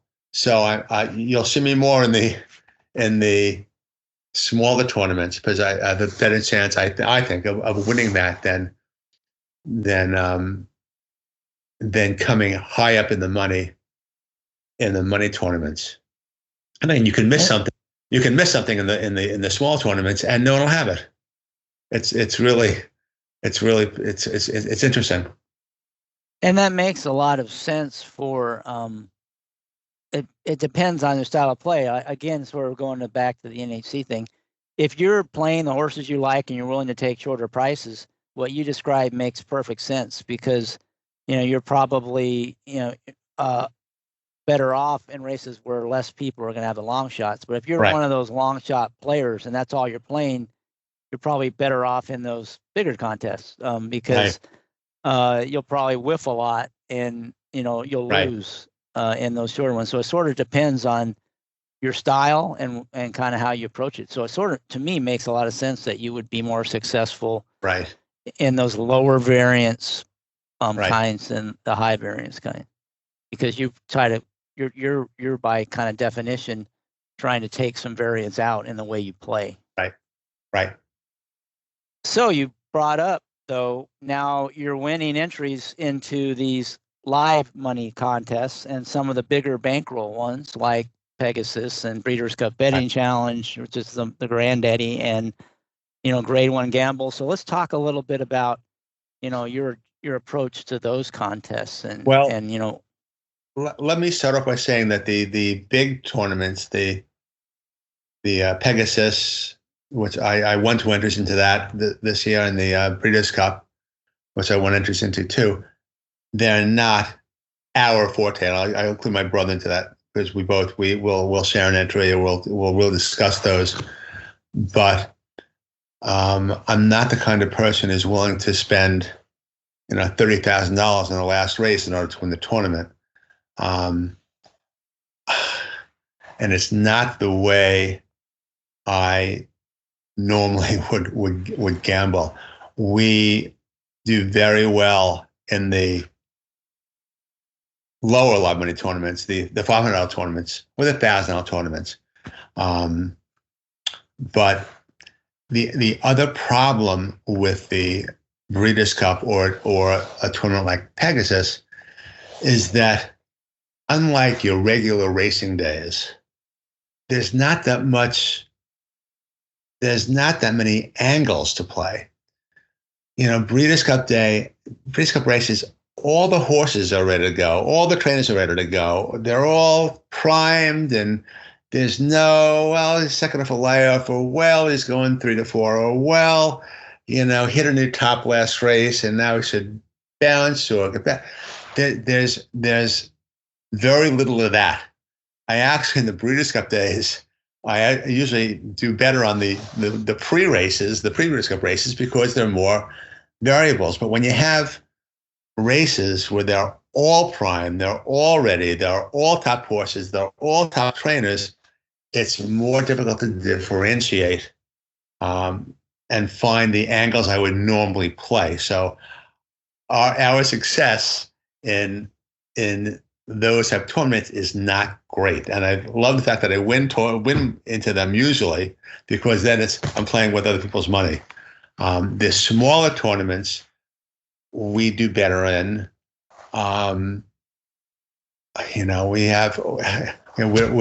We're trying to make bets where one bet will put us in the money or close to the top. That's the strategy.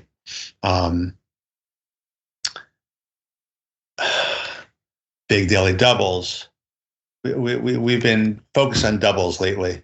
Big exactas, but creeping up the ladder, you're lucky enough to get one exacta.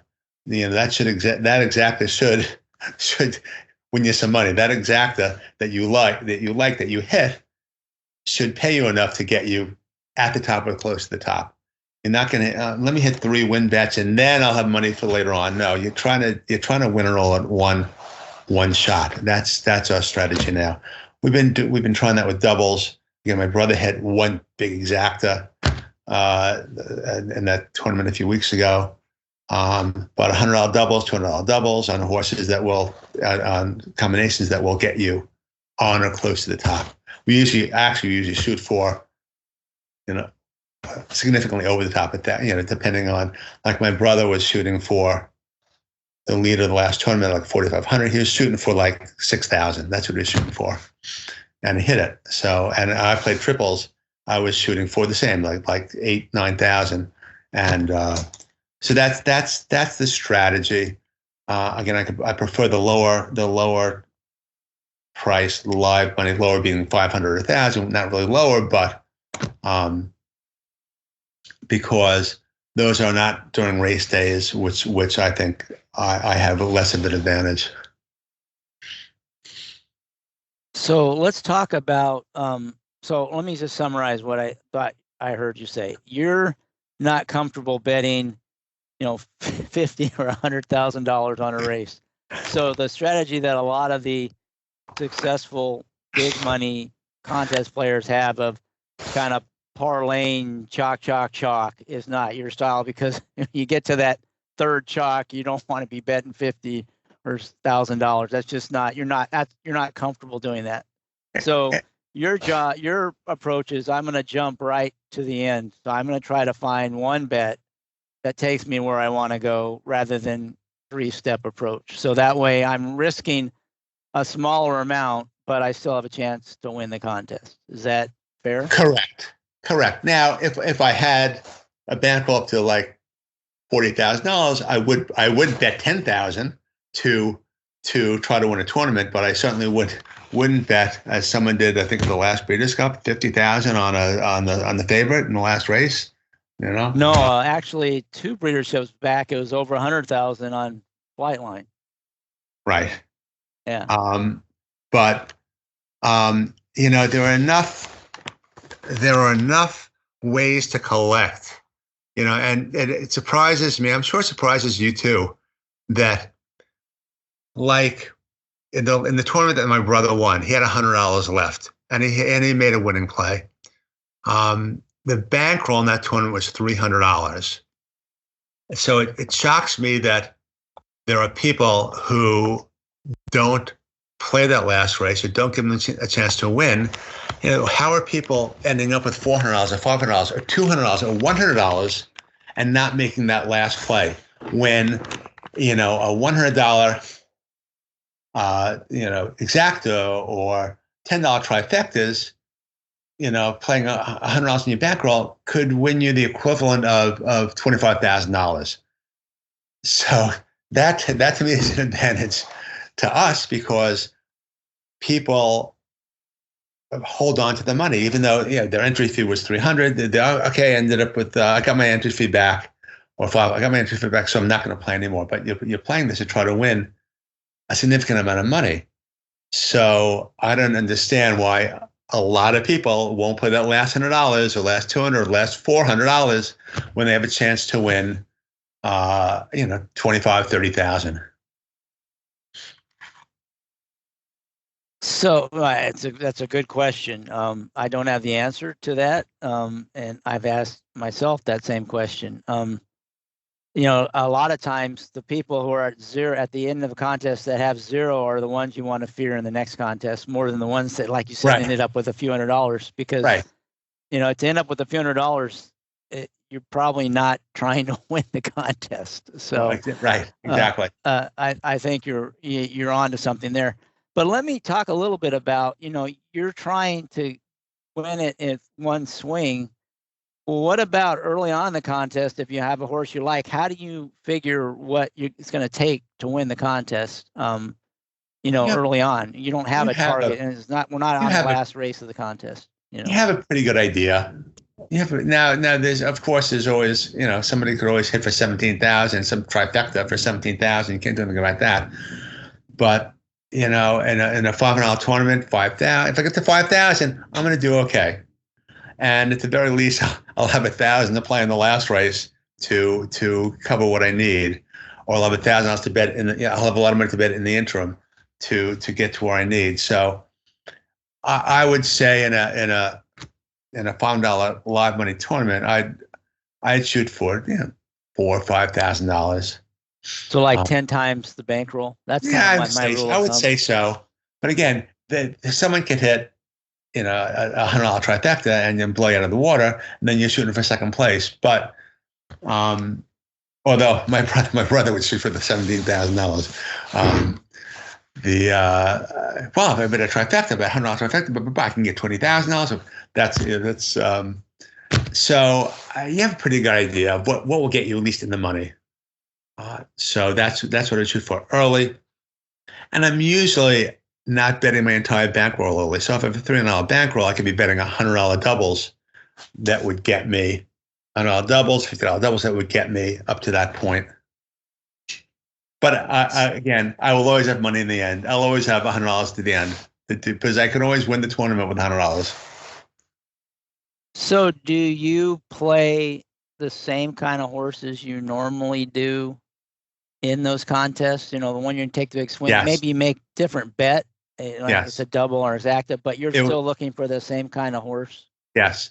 I'm looking for a horse I like in one race a lot, and then seeing what it would take with doubles to get me to a certain point in the following race. I'm for some reason more comfortable doing that with doubles than with exactas, but you could do the same with exactas. $100 exacta with a price underneath. But we're more likely to do a doubles that would get us to a very high point. And then we can do in the next race, especially if you have 2 entries, you can go doubles with a different horse going into the following race. You could sort of hopscotch it, so to speak. That's a strategy we've had a little success with. But yeah, I'm looking for something that I'm not looking to double my money. I'm not looking to get it to a $600 bankroll. I'm looking to get to $4,000, $3,000, $4,000, $5,000 on hit. And you're trying to get it in that one swing. Find a horse you like, leverage it in a way that you think it get 10 times the starting bankroll, which will put you in a position to win the contest. Right. And then in the last race, you kind of play it depending on situationally. Right. And again, handicap, what's the first race I look at? The last race of the contest. That's the first race I look at. So what about the contest where you have to play, a certain minimum amount in 5 races? Yeah, well, you only have 1 or 2 horses you like on to play. How do you get through those races? Well, if if the races you like happen early enough, then you can just blow it all in those races. If they happen late, then you try to pass through, but that's. My brother and I have different philosophies on that. I try to pass through it 1 to 5 shot to show, to just get that race out of the way. My brother thinks it's a waste of money, and he's probably right. But you can play conservatively. I need to have enough money at the end to do what I want to do at the end. So getting there, if the horse I like are late, then getting there can be a little difficult, can be a little challenge. I could play something to get me a little extra bankroll, but it's definitely nothing that, if I don't love it, then I'm not betting that much money on it. But you got to get through. You got to you got to get through the race. But your philosophy isn't trying to build bankroll and make a bigger swing. It's to take a big swing right out of the gate. And ideally, that would be an early race where you can either be, in great shape or out of the contest and not have to worry about meeting all the minimums and stuff. And but the disadvantage of it, of course, is that if you do hit early, other people have the target to shoot at. So or they can get discouraged. One of the two. Yeah, and I know people say they don't want to be the target, but I'd much rather be the target because you can always take some swing to move the bar. But we're in best case, nobody catches you anyway. But worst case, even if they do, maybe you pass, you move the bar even farther. So I still would much rather be in that position of being right. No, I agree. Oh, sure. You got money in your pocket too, right? Right, and especially if you're not, you don't have to go. You can make a modest wager at the end to move the bar and still win, right? And maybe even still win. And if you're smart, you might even win even if you lose that last bet. Whereas everybody else, the only way they can possibly win is to hit that last bet, right? So there's a lot of end strategy when you're in the lead of not bidding enough not to blow your lead. Yeah, it's a lot. Those are probably our favorite tournaments. Our favorite, online tournaments are those $500,000 live monies. So. Multiple entries, you mentioned that, what's your strategy on the multiple entries on that? Would you just give you a chance to take 2 swings? Is that how you would use 2 entries? It could be 2 swings, or you could collude with yourself, and take a horse. Take a bigger swing in one race, you're saying? Have more options. So take double, take exactas and cover 6, cover 5 horses in the below in the bottom of your exact instead of 2 or 3.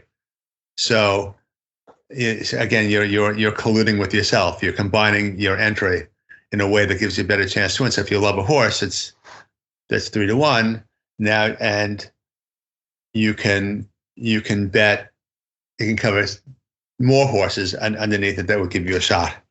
Or you could weight them. You could also weight them in an easier way that would give you a shot at a big payoff. Or doubles. You could cover different doubles, cover more doubles. So it just gives you ability to increases your chances of hitting that on that horse you like. Where if you had one entry, Correct. say in order to get your target, you can only use 1 or 2 horses. If you have 2 entries, now you can use 3 or 4. Right. So if I you have a better chance. If I like the one horse in race 1, and I'm figuring out who to play in race 2, instead of doing covering 1-1, 1-2, 1-3, I'm now covering 1-1, 1-2, 1-3, 1-4, 1-5, 1-6, and weight it in such a way that'll that will get me to a point. So the first one still has to win, but now if it hits in one ticket, I'll have a nice amount of money. So anything else about live bankroll contests? Same with exactas. You can cover. What's that? No, I was going to say anything else on the live contest that we haven't covered that you want to add in? Just you can always win. You're really never out of it. Even $50, the best female handicapper I think right now is Christy Moore, who always hits that, has that last trifecta, and she saves a few $100 and she plays $50 tries, and she does very well doing that. Save to the last contest. You can always win. You always have, you have $50, $75. You can always hit something. Always hit something. Yeah. In fact, I totally agree with you. And I laugh because some people say they hate like mythical contests because people are stabbing at the end. And I'm thinking, well, live bankroll, you can stab. It's a lot easier to stab in a live bankroll. Right. Mythical, if you're too far back, it really doesn't matter. Plus, everybody else could be on exactly the same horse. Right. They are going to be. Whereas in live bankroll, you could play a super or depending on the format, tries or exactas. And, there's a lot of better chance that you take a stab from way behind and be the only person that had it, Right. Right. So there's going to be stabbing in any competitive event, even if it's, hockey. Teams are going to be pulling the goalie at the end of the game, or, basketball, they're going to be fouling you as soon as you touch the ball. Or throwing Hail Mary passes. Every competitive kind of event, if you're behind, you're going to be playing differently than you would if you're ahead, and that's just part of sport. I think people just need to accept that, in contests. That's part of the game, and you'll benefit from it as much as you suffer from it. So, gone both ways. I've, lost in the last race and won in the last race. So, it really, you tend to remember when you get burned, but you forget when you win by that way. So, it happens, in the mythical contest, and it can be at the last minute. It happens less than you think. It does seem yeah. No, go ahead. I didn't mean to interrupt. No, it's okay. Go ahead. I was just going to say, so if you said your favorite format is the kind of not the $500 to $1,000 bankroll versus the live money, and live money. And what about from a rule set? What would be your favorite rule set? Do you like having to play 5 races, or would you rather where you could, like Hawthorne has contests where you can bet, as long as you bet your whole bankroll? I guess even Express Bet does that some. Yeah. Is that the kind of format you like? What format is? I like no mandatory number of races. I like not having to make a choice to pass through, because that's why I'm playing. I'm playing, 1 or 2 bets. So to have to risk a portion of that bankroll, even on a 1 to 5 to show, I don't prefer that. So I prefer, $500, play it how you want. So the Hawthorne contest. I like the Hawthorne. went to Hawthorne. I had a great time at Hawthorne. They treat you really well. I recommend that. And I'll be going back there. But it's a great tournament, great format. Like that. All right, so I'm going to move on from contests unless you have anything else on the contest and ask you a few other questions about betting and horseplay in general. Anything else on contests?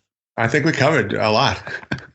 Yeah, this was great. I really wanted to have one of these Bet with the Best podcasts where we spent time on contests and not just the live bankroll contest, because I know mythical contests, they can be fun and profitable, and you've had a lot of success. So I wanted to spend a little time on that. But I want to move now kind of a little bit more on the betting side. So one of the things, from a betting standpoint that gets a lot of people interested are carryovers. Do you play pick 5, pick 6s and chase carryovers, or are you more about it? Sounds like you're more of like a finding a horse you like and leveraging it kind of thing. I thought you might ask me that. And I was thinking to myself, in my life, and I've been doing this for a long time, decades. I've probably played pick 6s 10 times. I just don't do it. I just don't play them. It's too hard. It's too much time, and I'm just don't do it. I will play pick 4s and pick 5s during tournaments. If I've handicapped, all the races, especially in like a pick and pray, and I don't spread. I don't have to spread too much. If I don't have to spread too much in 1 or 2 legs, I will play a pick 4 or pick 5. I don't look for carryovers. I never play pick 6s. When they first started having pick 6s, back in, probably the 80s, I would say, because I remember being in law school, and they first started having pick 6s. I was up in Saratoga with a friend of mine, and a friend of us had a house, and we sat on the porch, and there were 8 people of us. We put together a pick 6. We worked for hours on it, and I don't know how many thousands we put into the pick 6. Probably not that much at that time, but we missed the first 3 legs. So it's like, okay, I don't chase it. I don't think I've ever played a Gulfstream, the cheap Gulfstream one. If I'm with some of my friends, with Ray Arsenault or some of those Canadian guys who like to put together tickets, I'll say, give me, I'll take a 50 ticket. But I just never do it. It's just I'm a tournament guy.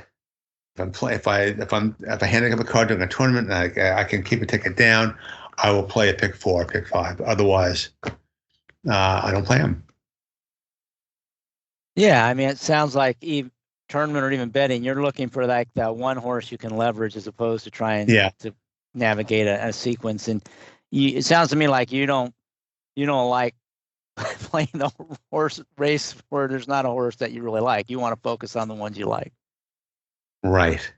Which makes perfect sense for, why would you want to play a pick 5 if the chances are there might be at best 1, maybe 2 horses that you really like in the sequence, right? Right. Why would I play a horse like, right? Yeah, and there's a lot of people who don't play those horizontals. Plus, those are the hardest things to hit. And the biggest takeouts, right?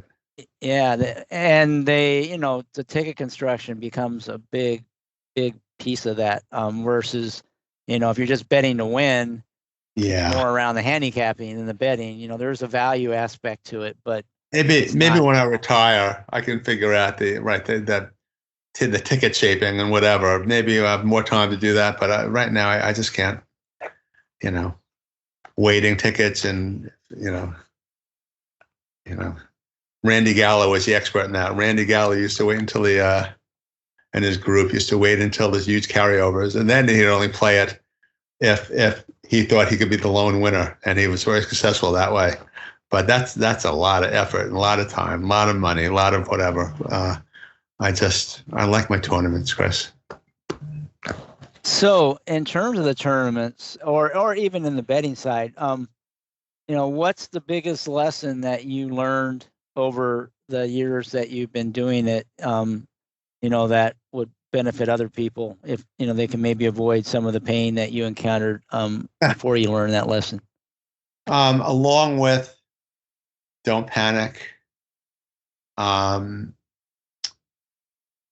Do what works for you.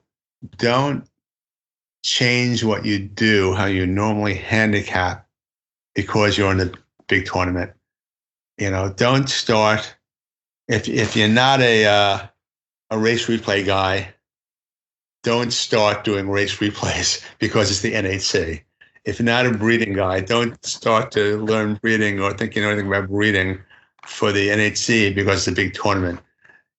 You're good enough to get there doing what you normally do, and trust that.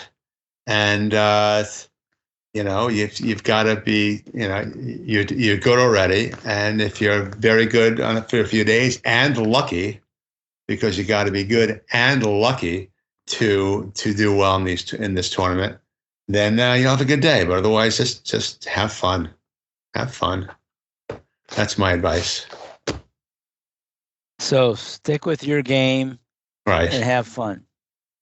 Have fun. Don't panic. Have fun. Stick with the game. Yeah, and I would say, right. Yeah, and I would second the don't do anything new, because the one thing that it can be overwhelming, the amount of work you have to do if you really want to be prepared. Like you said, if you want to be able to go into that contest room knowing what you're going to play, the last thing you want to do is start adding work Right. to get prepared, because you probably will exhaust yourself or fall behind in that. So yeah, sticking to your process makes a lot of sense. Right. So what do you think is the biggest mistake people make? It's kind of the same question, maybe. But Panicking too early, same thing. They panic. Oh my God. Or, yeah. Again, play who you. Again, the whole theme. Play who you like. Don't panic. They go in there and they have a misconception of what they need or what needs to be done or how hard it is to get to a certain point, to get to that cut line of 170-ish. You don't realize that, a 4-to-1 gets you back $15. That's huge. That's huge in this tournament. That's passing, 70 people. It's just don't panic. Play who you like. See where you are, and then just enjoy. Take it in. I mean, it's so much fun. I've been there. This will be it's amazing. 22 years in a row. 22 years in a row. It's crazy. I was a kid when I started, and now I'm an old man. It's 2003 we were there. 2003. It's amazing. It's crazy. And I was for a year. Yeah. And I would say that, the part you emphasize many times is, don't panic. And it seems like it would be easy, that because you've been playing horses for a long time. You've never been to the NHC, but yeah, I know I can't have every long shot kind of thing. But when you're in the contest room and the guy sitting on the table next to you screaming and celebrating this, and you see other people all excited because this long shot just came in, it's a lot easier to start panicking when you have a couple races like that, and you're thinking, well, all these people are hitting these long shots and I haven't hit anything, First of all, a lot of them are screaming, yelling because they had an exacta bet out of their pocket on these races, or I had it in my real money, but I didn't play in the contest. I got a lot of those too. So a lot of the screaming might not even be for the contest. The other piece of advice, which I should have given earlier, this is very important, is you gotta be organized, especially if you have 2 entries, but it's just as much for one. Keep your tickets in one place, put them together, which I do. So mark your optionals. Know how many optionals you have left. Know how many mentors you have left. Know, if you have 2 entries, keep your tickets separate.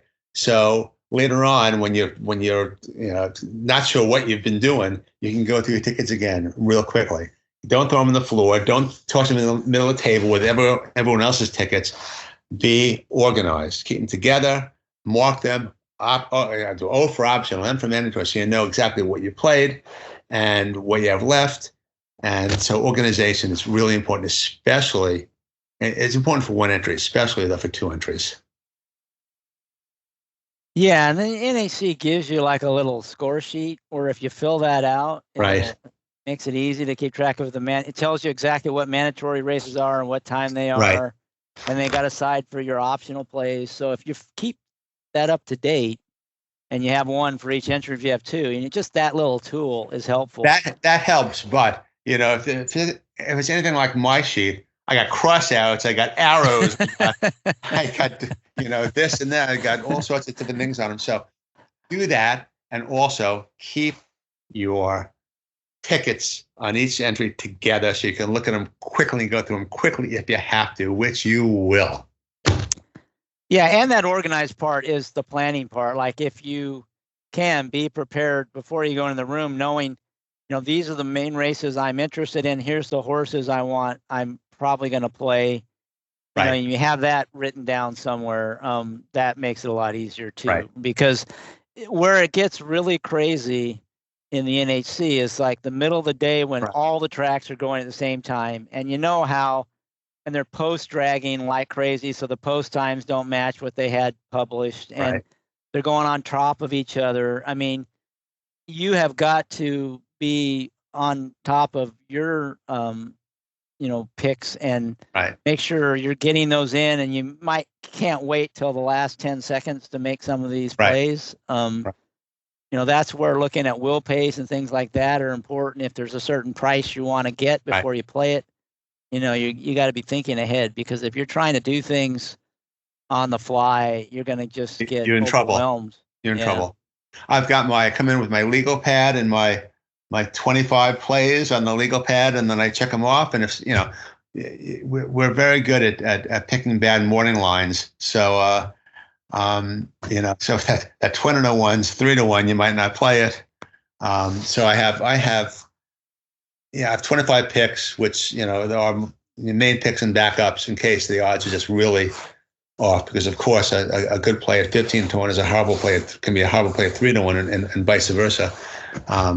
So I have my picks coming in. I sit there and do very little, if any, handicapping. In the end, I'll do a little bit, but during the tournament, here are my picks. I like them for some reason. Sometimes I'll double check, of course. I'll say, well, how come I like this horse? Oh yeah, that's why. That's about the only looking back at the HTR, the sheets that I do. All right. Anything else on contest play or the NHC? I think we covered it pretty much, Chris. I think we got 2 hours of pearls of wisdom that we've dropped for people. My sixth-grade teacher used to say, "I drop pearls of wisdom. You just got to pick them up." All right. All right. Well, I do have 2 more questions. One is I like to ask, if you had a magic wand and you could make the racing game better, or the contest game better, or both, what would you do? What change? I would find a way to make sure the odds don't change halfway through the race, because it kills a regular game, but also the racing game. If I play a horse with 7 to 1 going to the gate and he's 3 to 1 coming around the turn, that it kills everything. So that's my magic wand. Fix it in some way. I don't know how you do it. Where the odds into the gate are the odds coming out of the gate. Amen. Last question. I'd like to end on a high note. Have you shared like a memorable score? It could be a bet or a contest win or whatever. Just something. It doesn't have to be your biggest score or anything, but what's a real memorable score you look back on fondly? Memorable score. I have a lot of scores. Memorable. The most memorable, boy. Or just a memorable one? Oh well, my coming in third in the NHC back in 2009.